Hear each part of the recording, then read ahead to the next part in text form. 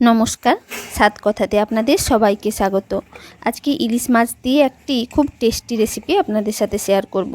রেসিপিটি ভালো লাগলে প্লিজ আমার চ্যানেলটিকে সাবস্ক্রাইব করে আমার সাথে থাকবেন। চলুন রেসিপিটি শুরু করা যাক। এই রেসিপিটি বানানোর জন্য সবার প্রথমে একটা মশলা বানিয়ে নেব।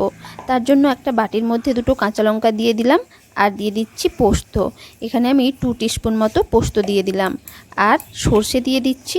সর্ষেটা পোস্তর তুলনায় একটু বেশি পরিমাণ দিচ্ছি, অর্থাৎ আমি এখানে 3 টিস্পুন মতো সর্ষে দিয়ে দিচ্ছি। এবার এই সমস্ত মশলা আমি একসাথে বেটে নিচ্ছি। দেখুন মশলাটা আমি বেটে নিয়ে চলে এসেছি আর একদম মিহি করে বেটে নিয়েছি। এবার একটি কড়াইয়ের মধ্যে একটি মাঝারি সাইজের বেগুন ভালো করে ধুয়ে এভাবে লম্বা লম্বা করে টুকরো করে নিয়েছি। আর একটি মাঝারি সাইজের আলুকেও এভাবে লম্বা লম্বা টুকরো করে কেটে ভালো করে ধুয়ে নিয়েছি। পরিমাণ মতো লবণ এর মধ্যে দিয়ে দিচ্ছি, তবে যতটা আলু আর বেগুন তার তুলনায় একটু বেশি পরিমাণ লবণ দেবেন।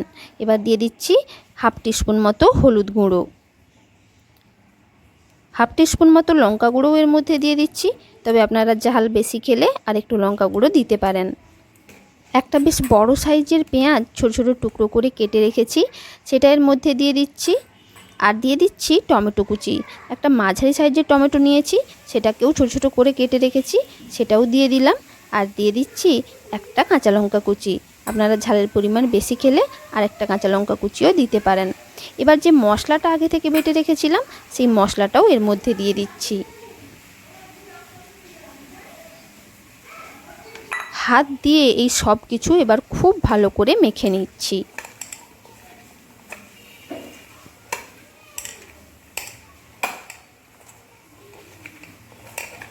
চলুন হাত দিয়ে খুব ভালো করে মাখিয়ে নিয়েছি। এবার 3টে ইলিশ মাছ আমি এর মধ্যে দিয়ে দিচ্ছি। ইলিশ মাছগুলো জাস্ট আগে থেকে ভালো করে ধুয়ে রেখেছি, তবে লবণ বা হলুদ কোনোটাই কিন্তু মাখানো ছিল না। যেহেতু লবণ আর হলুদ মাখানো ছিল না, তাই ওপর থেকে আমি একটু লবণ আর হলুদ গুঁড়ো দিয়ে দিয়েছি। এবার বেশ কিছুটা সর্ষের তেল আমি এর মধ্যে দিয়ে দিচ্ছি। তেলের পরিমাণটা যত বেশি দেবেন এই রান্নার টেস্ট কিন্তু তত ভালো হবে।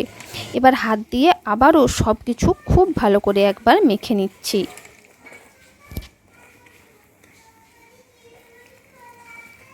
চলুন মাখানো হয়ে গেছে। এটা কিন্তু এমনভাবে মাখাতে হবে যাতে সবজি এবং মাছের গায়ে মশলার কোটিং খুব ভালোভাবে লেগে থাকে। এবার আমি এখানে 1 বাটি জল এর মধ্যে দিয়ে দিচ্ছি। যেই বাটিতে আমি মশলা বেটে নিয়ে এসেছিলাম সেই বাটিটা ভালো করে ধুয়ে জলটা দিয়ে দিচ্ছি।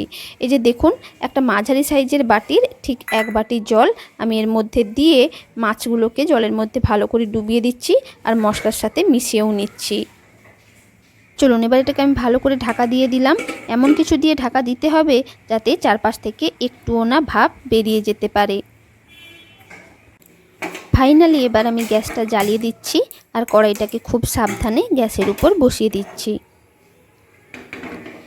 কড়াইটা গ্যাসের উপর বসিয়ে দিয়ে আমি কিন্তু গ্যাসের ফ্লেমটা হাই রাখবো প্রথম 1 থেকে 1.5 মিনিট, যাতে খুব তাড়াতাড়ি কড়াইটা গরম হয়ে যায় এবং ফুট চলে আসে। আর ঠিক 1 থেকে 1.5 মিনিট পর আমি গ্যাসের ফ্লেমটা একদম লোতে করে 10 মিনিট মতো রান্না করে নিচ্ছি। 10 মিনিট ধরে রান্না করে নিয়েছি। চলুন এবার ঢাকনাটা খুলে দেখি। দেখুন গ্রেভিটা কিন্তু অনেকটাই কমে গেছে, একদম মাখো মাখো হয়ে গেছে। এবার খুব সাবধানে মাছগুলোকে উল্টে দিচ্ছি। যেহেতু কাঁচা মাছ দিয়েছি তাই ভেঙে যাওয়ার ভয় থাকে, তাই এমনভাবে উল্টোবেন যেন মাছগুলো ভেঙে না যায়। সমস্ত মাছগুলো উল্টে নিয়েছি, এমনভাবে উল্টেছি একটাও মাছ কিন্তু ভাঙেনি। আবারও ঢাকা দিয়ে 5 থেকে 7 মিনিট লো ফ্লেমে রান্না করে নিচ্ছি। আরও 5 থেকে 7 মিনিট ধরে রান্না করে নিয়েছি। এবার এর ঢাকনাটা খুলে দিলাম।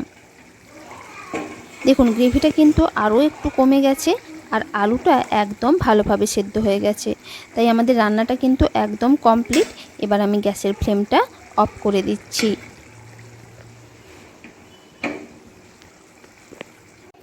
আমাদের আলু বেগুন দিয়ে ইলিশ মাছের ভাপা একদম রেডি। আপনারা এরকম নিত্য নতুন রেসিপি পেতে আমার চ্যানেল সাত কথাকে সাবস্ক্রাইব করে নেবেন আর সাবস্ক্রাইব করার পর পাশে থাকা বেল আইকনটি প্রেস করে দেবেন, যাতে আমার যে কোনো নতুন ভিডিও আপনাদের কাছে সবার আগে পৌঁছে যায়। আর এই রেসিপিটি ভালো লাগলে একটা লাইক করে দেবেন, সবার সাথে শেয়ার করবেন আর নিচে কমেন্ট করে জানাবেন কেমন লাগলো। নমস্কার।